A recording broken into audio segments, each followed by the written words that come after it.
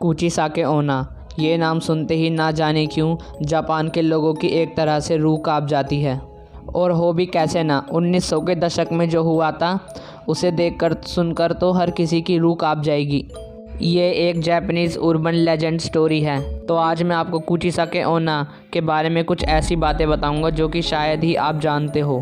कुचिसाके ओना को split mouth women भी कहते हैं। तो तैयार हो जाइए एक ऐसी कहानी के बारे में सुनने के लिए जिसे सुनकर शायद आपके रोंगटे खड़े हो जाएं। तो चलिए शुरू करते हैं।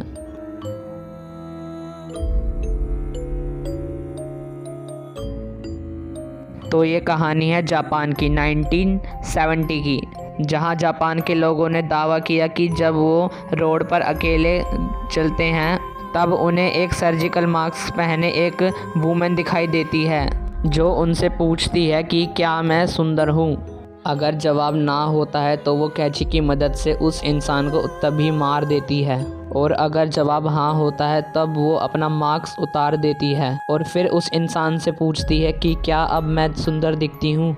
और अगर जवाब तब ना होता है तब तो वो उस इंसान को मार ही देती है, और अगर जवाब तब मास्क हटाने के बाद हाँ होता है तब वो उसके चेहरे पर अपने जैसे कैंची की मदद से निशान बना देती है, मतलब उसके गालों को कानों तक काट देती है।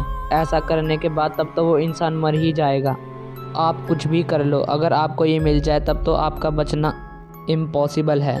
और सन 1917 में ये घटना बहुत ही ज़्यादा बढ़ने लगी थी। फिर अचानक से कुछ सालों के लिए ये घटना अचानक से कम हो गई। फिर दोबारा 1989 में ये घटना दोबारा चालू हो गई, और इस बार कुचिसाके ओना बच्चों को अपना शिकार बनाने लगी थी। इससे जापान के लोगों ने अपने बच्चों को स्कूल तक भेजना तो दूर, उन्हें घर से बाहर निकलने तक को मना कर दिया।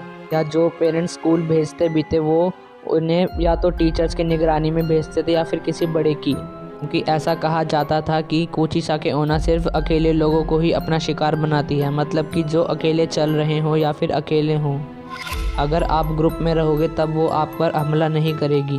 ये वारदातें इतनी बढ़ चुकी थी कि जापानीज़ पुलिस भी रात को पेट्रोलिंग करती थी, और जापानीज़ पुलिस ने एक बार एक औरत को ऐसे टक्कर भी मारी थी जो कि एक बच्चे को पकड़ रखी थी, और जब देखा तो उसका मुंह भी कैंची से इसी तरह कटा हुआ था, मतलब कि वो शायद कुचिसाके ओना ही थी, क्योंकि उस बच्चे को अपना शिकार बनाने वाली थी। पर थैंक गॉड पुलिस वहाँ आ गई और उस बच्चे को बचा लिया। और उसी दिन के बाद से किसी मिस्टीरियस तरीके से ये घटनाएं अचानक से रुक गई, और उस दिन के बाद से कुचिसाके ओना का एक भी केस सामने नहीं आया। किसी को नहीं पता ये कहाँ गायब हो गई। तो ये तो थी वो घटना जो कि जापान के लोगों के साथ हुई थी। अब मैं आपको बताता हूँ कुचिसाके ओना का ओरिजिन, मतलब कि ऐसा क्या हुआ था जो कि कुचिसाके ओना ऐसी हो गई। उसके लिए मैं आपको ले जाने वाला हूँ 1200 साल पीछे। ऐसा माना जाता था कि 1200 साल पहले शहर में एक बहुत ही खूबसूरत समुराई गर्ल रहती थी। वो उस शहर की सबसे खूबसूरत लड़की थी, पर हाँ उसे अपनी खूबसूरती पर बहुत ज़्यादा घमंड भी था। उसकी शादी होने के बावजूद भी वो दूसरे लड़कों के साथ अपना अफेयर चलाती थी। जब उसके पति को इस चीज़ के बारे में पता चला तब उसने तलवार की मदद से उसके गालों को कानों तक चीर दिया और ऐसे निशान बना दिए, और वो औरत तभी मर गई।